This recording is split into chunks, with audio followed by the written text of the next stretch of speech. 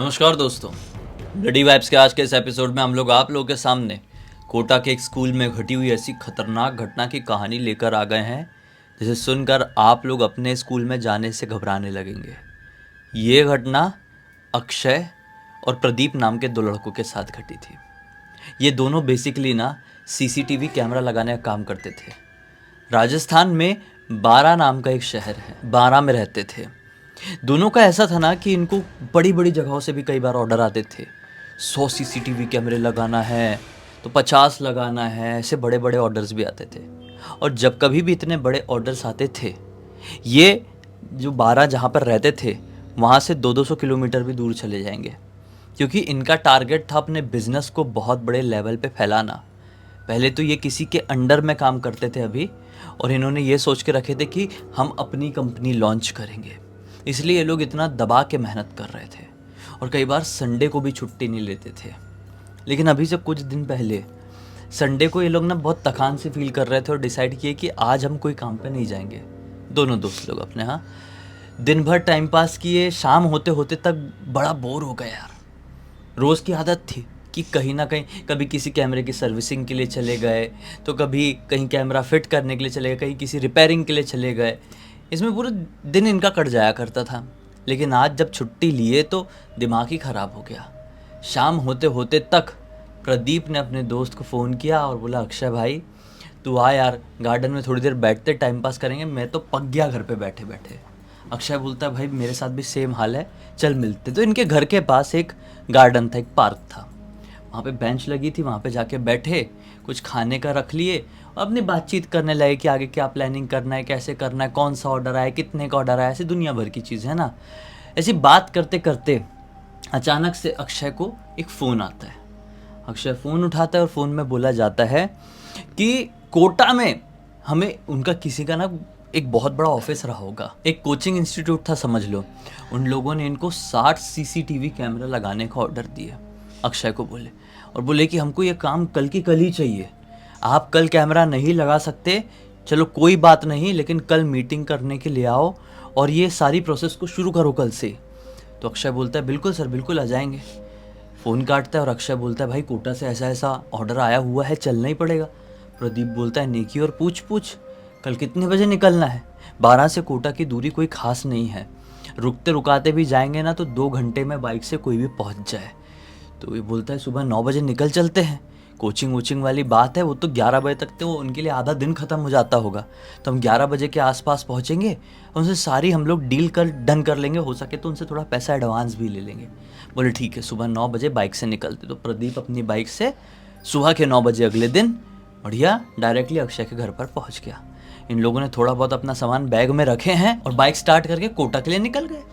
थोड़ी आगे जाने के बाद देखो बारिश का टाइम चल रहा है, थोड़ी आगे जाने के बाद इनको थोड़ी सी बारिश मिल गई बीच में, दिमाग खराब, बोले ठंड भी लग गई है, थोड़ा भीग गए हैं। तो रोड में चल रहे थे तो एक छोटी सी टपरी दिखी चाय की, वहाँ पे रुक गए और चाय पीने लगे। चाय पीते पीते पता नहीं कैसे यार इनकी आंखों के सामने एक काली बिल्ली भागते हुए जा रही थी।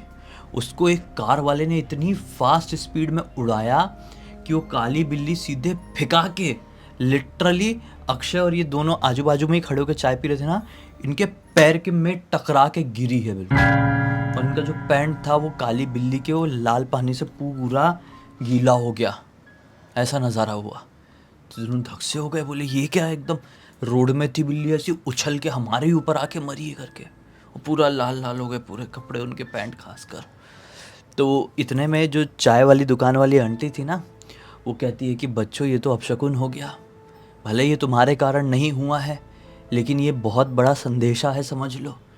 कोई एनर्जी तुमको ये बताना चाह रही है कि तुम जहाँ भी जा रहे हो, जिस किसी भी काम के लिए जा रहे हो, उसे टाल दो, ये तुम्हारी यात्रा सफल नहीं होगी।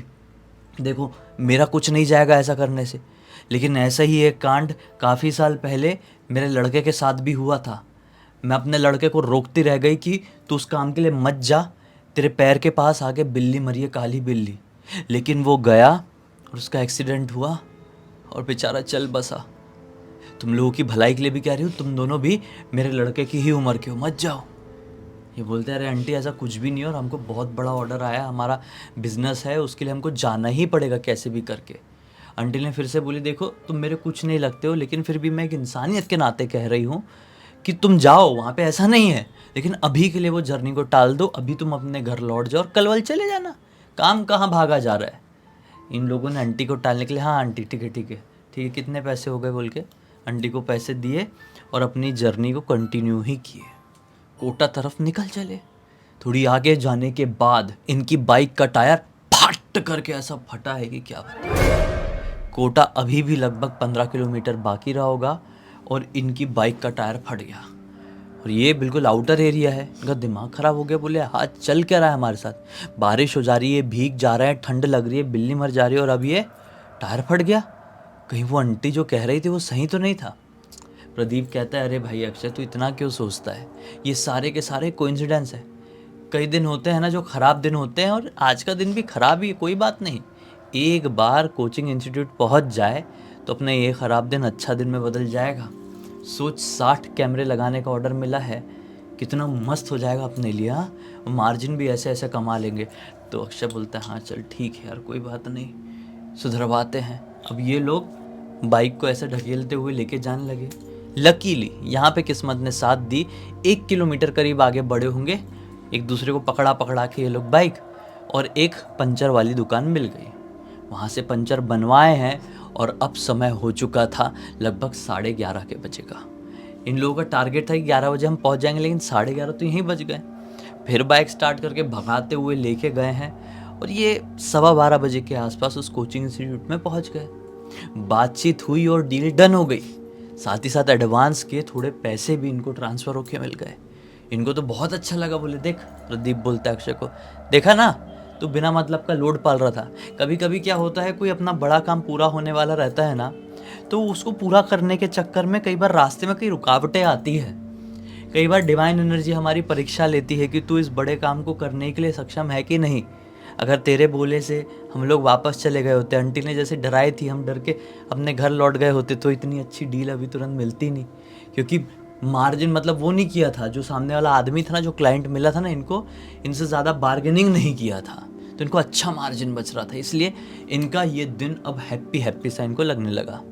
इनका काम तो कंप्लीट हो गया था। 12:15 बजे आए हैं और 1 बजे के आसपास तक ये कंप्लीटली फ्री हो गए। तो बोले अब क्या करें यार, अब कोटा इतनी दूर आए हैं इतने टाइम बाद, तो थोड़ा सा कोटा घूम ले क्या। बोले चल घूमते हैं। ये लोग घूमना उमना शुरू किए हैं बढ़िया से। थोड़ी देर बाद फिर मौसम बिगड़ने लगा। तो अभी प्रदीप ही बोलता है, भाई अक्षय अब बिना मतलब के भीगना नहीं है, नहीं तो तबीयत ख़राब हो जाएगी, काम वाम में भी लगना है अभी, थोड़ी देर कहीं बैठ जाते हैं किसी होटल में। तो एक रेस्टोरेंट देखा छोटा सा, तो वहाँ पे बैठ गए। बोले खाना खा लेते, खाना भी तो बिना खाए निकले थे। वहाँ पे खाना खाने लगे और बात करने लगे कि यार खाना खाने के बाद डायरेक्ट कैसे घर चले जाएं इतनी दूर की जर्नी करके। कोटा में घूमते ना, थोड़ा सा मौसम भी थोड़ा ठीक लग रहा है, मतलब बिगड़ता हुआ मौसम साफ़ होता हुआ नज़र आ रहा है, कहाँ जाए करके ये लोग ऐसी प्लानिंग करने लगे, बात करने लगे कि ये जगह अच्छी है, वो जगह अच्छी है। कितने में जो खाना देने वाला वेटर है, लड़का एकदम, कुछ लोग बड़बोले टाइप के होते हैं ना, ये लड़का बड़बोला था। इनकी बात सुन लिया कि लोग कहीं जाने का प्लान बना रहे हैं। लड़का बोलता है, सर अगर आपको घूमने का ही मन है तो मैं आप दोनों को एक कमाल की जगह बताऊं क्या, जहाँ पे ज़्यादा लोग घूमने नहीं जाते। इनफैक्ट वो घूमने की जगह है ही नहीं, लेकिन आप वहाँ पर जाएंगे तो ज़िंदगी में उस जगह को भूलेंगे नहीं, और फिर आप सब लोगों को रिकमेंड करेंगे कि यहाँ जाओ यहाँ जाओ। बोले ऐसी कौन सी जगह है जहाँ तू घूमने भेजना चाहता है, वो जगह घूमने की ही नहीं है, लेकिन हम जाएंगे तो दुनिया को बोलेंगे कि यहाँ घूमने जाओ, तू बता कौन सी ऐसी जगह है। लड़का बोलता है, सर यहाँ अपने कोटा के मेन सिटी से लगभग 16-17 किलोमीटर की दूरी पर आप इस रूट में जाएंगे तो आपको एक स्कूल मिलेगा।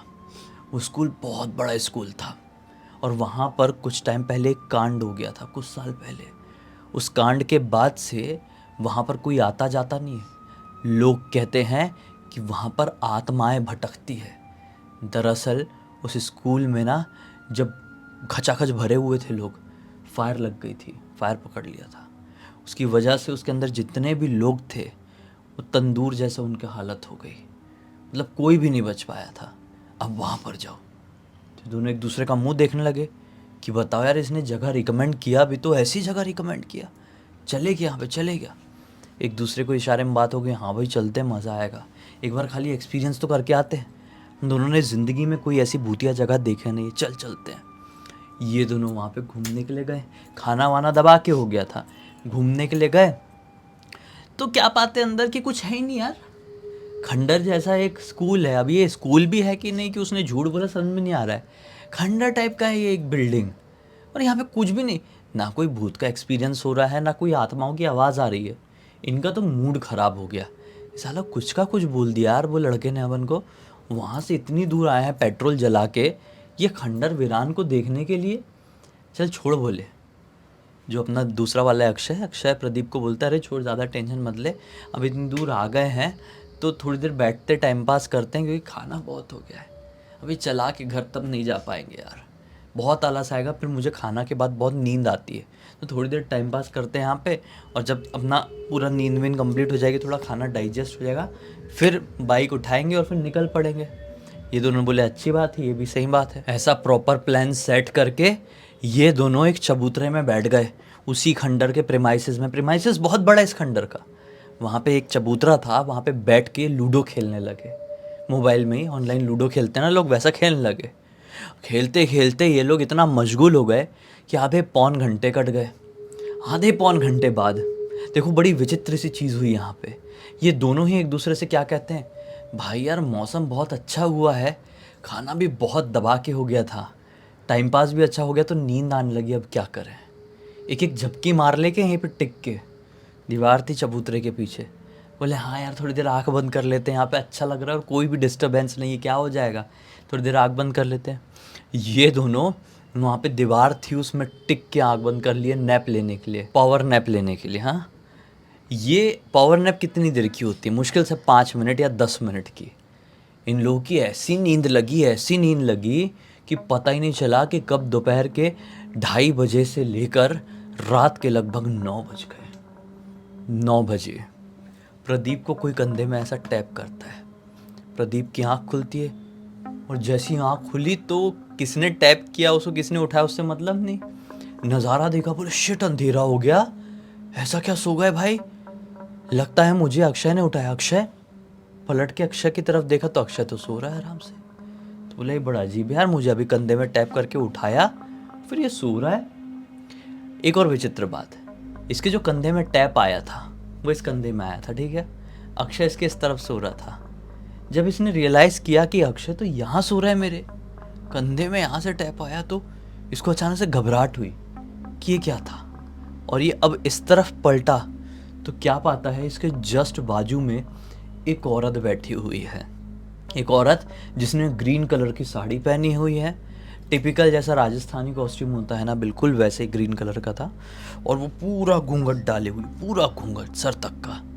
जिसको लगा कि हो सकता है आसपास की कोई महिला होगी, क्योंकि थोड़ी आगे गांव है, और वो हमको देख ली होगी ऐसा सो रहे हैं करके, तो हमारी हेल्प कर रही होगी उठा के कि भाई उठ जाओ, क्या कर रहे हो यहाँ पे, क्यों सो रहे हो। इसने आंटी को देख के बोला अच्छा हुआ आंटी आपने उठा दिए, थैंक यू। अरे भाई अक्षय उठ जा यार, इतनी रात हो गई है, जल्दी उठ, हम तो सिर्फ 5 मिनट के लिए सोए थे। ऐसा करके जैसे ही इसने अक्षय को उठाया है, अक्षय ने जैसी अपनी आँख खोला ना, अक्षय की आंखों की पुतलियाँ नॉर्मल थी ही नहीं, बिल्कुल ऐसी, बिल्कुल सफ़ेद। ये अक्षय की आंखों में देख के इतना ज़ोर से डरा, बहुत ज़ोर से चीखा और अपनी बाइक की तरफ भागा। पलट कर देखा तो इसके पीछे वो आंटी दौड़ रही थी, और अक्षय भी। ये चिल्ला रहा है भाई अक्षय तेरे को क्या हो गया, तू ठीक तो है ना, मुझे बहुत डर लग रहा है, तू ऐसी आंखें क्यों कर रहा है अक्षय। क्योंकि देखो इन लोगों ने कुछ भी कहो, दिन में तो इस जगह के बारे में, ये भूतिया जगह ये सुने ही थे, अभी अचानक से आँख खोलते से कोई अचानक से नींद से उठा है और उसको ऐसा कुछ दिखाई दे दे तो इंसान पूरी तरीके से अपने सेंसेस में नहीं रहता है। तो ये भी अपने सेंसेस में नहीं था, इसलिए इतनी ज़ोर से डर के ऐसा भाग रहा था। अक्षय भी पीछे पीछे भाग रहा है, वो आंटी भी। थोड़ी आगे जाने के बाद ये बहुत बुरी तरह से कितना बड़ा पत्थर था उससे टकराया और नीचे गिर गया सीधे नाक के बल। अब नाक के बल गिरा ना तो आंखों के सामने पूरा अंधेरा सा छा गया, इतनी ज़ोर से इसको नाक में लगी, और इसको इतनी ज़ोर ज़ोर से चीखने चिल्लाने की आवाज़ें सुनाई देने लगी, इतनी ज़ोर ज़ोर से कि जैसे मानो उस बिल्डिंग के अंदर जहाँ पे ये थे, उस खंडर के अंदर कोई बहुत बड़ी भगदड़ मच गई है। बहुत ज़ोर ज़ोर से चीखने चिल्लाने की आवाज़ सुनाई देने लगी। कितने में इसके पास अक्षय है, भाई प्रदीप तू ठीक है ना, पीछे से दौड़ के आ रहा था ना अक्षय, भाई प्रदीप उठ जा, क्या हो गया, तू मुझे देख के इतनी ज़ोर से भागा क्यों, तू नॉर्मल तो है ना, तू ठीक तो है ना। इतने में इसको थोड़ी सेंसेस आई होगी प्रदीप की, तो प्रदीप को क्या दिखाई दिया, वो आंटी भी पीछे से भागते भागते आई है और आंटी जो दौड़ रही थी उसकी वजह से आंटी का घूंघट पूरा चेहरे से उड़ गया था। आंटी का चेहरा ऐसा जला हुआ, इतना खतरनाक दिखा था कि कोई चुड़ैल का भी क्या फिल्मों में रहता हो। और वो आंटी लिटरली ऐसे अक्षय को पीछे से पकड़ने के लिए आई है कि अक्षय को प्रदीप ने जोर से अपनी तरफ खींचा और फिर अपने आप को संभाल के उठाया और बहुत तेजी से दोनों एक दूसरे को पकड़ के भागे, बहुत गंदी तरीके से कम 1 किलोमीटर तक ये आंटी ने इनका पीछा करी है। और जब ये लोग थोड़े एक नॉर्मल इलाके में पहुँचे जहाँ पर लोग थे, लोगों का आवागमन था, वहाँ पर इन्हें पलट कर पाए तो वो आंटी अब इनके पीछे नहीं भाग रही थी। इससे इनको समझ में आया कि वो भागने वाली कोई नॉर्मल आंटी रही नहीं होगी, वो 100% उस खंडर की चुड़ैल थी, उस भूतिया स्कूल की चुड़ैल थी। इन दोनों को ऐसा घबराया हुआ देखकर वहाँ पे कोई आदमी रहा होगा, कहीं जा रहा होगा, अपनी बाइक रोक के इनसे पूछने लगा क्या हो गया भाई, क्या नहीं। तो इन दोनों ने पूरी बात बताई और उस आदमी ने बोला कि चिंता मत करो, ऐसे कई चीज़ों से मेरा बहुत बार पाला पड़ा है, मैं तुम्हारी मदद करता हूँ, मैं तुमको वहाँ तक ले चलता हूँ, अपनी बाइक उठाओ और निकलो और इस जगह की तरफ पलट के मत देखना। पता नहीं वो आदमी कैसे भगवान जैसे आया भाई इनके सामने, इनको अपनी बाइक में बिठाया, वहाँ तक लेकर आया। अब लिटरली जब ये आदमी के साथ आए तो ना ही वहाँ पे कोई आंटी थी और ना ही वो चीखने चिल्लाने की आवाज़ें। इनकी बाइक नॉर्मली खड़ी हुई थी, बाइक स्टार्ट की और ऐसे भागे हैं अपनी घर की तरफ कि कभी पलट कर भी नहीं देखे। यहाँ पे इस पूरी घटना की जानकारी किसी और ने नहीं बल्कि प्रदीप ने हमको इंस्टाग्राम पर लिख कर दिया और बोला कि भाई कुछ भी हो जाए, ज़िंदगी में एक चीज़ गांठ बांध कर रख लो और सभी लोगों को ये बता देना कहानी बताते टाइम कि अगर आपको पता चल जाए कि कोई जगह भूतिया है, वहाँ पे नेगेटिव एंटिटीज़ का किसी भी रीज़न से आना जाना है, तो उस जगह को हमेशा के लिए कट मार दे। क्योंकि हो सकता है इनिशियली आपको कुछ ना लगे, लेकिन आप वहाँ पे अगर कुछ टाइम बिता ले तो हो सकता है कि आपके पीछे कोई ऐसा भूत प्रेत पड़ जाए। सबकी किस्मत हमारे जैसी नहीं होती। बस इसी एक नोट के साथ इस कहानी का अंत कर देते हैं। अब तक इस वीडियो को देख लिए थे तो लाइक ज़रूर कर देना, चैनल को सब्सक्राइब करके बेल आइकन दबा के ऑल के ऑप्शन में क्लिक करना और इंस्टाग्राम की लिंक वीडियो के डिस्क्रिप्शन बॉक्स में मिल जाएगी, वहाँ पे जुड़ जाना। और आपके पास भी ऐसी कोई कहानी, टॉपिक या जानकारी हो तो लिख भेजना, हो सकता है हमारा अगला वीडियो कल आपके हिसाब से बन रहा हो। तो चलिए कल फिर से मिलते हैं, तब तक के लिए बहुत बहुत धन्यवाद। आपका दिन शुभ हो।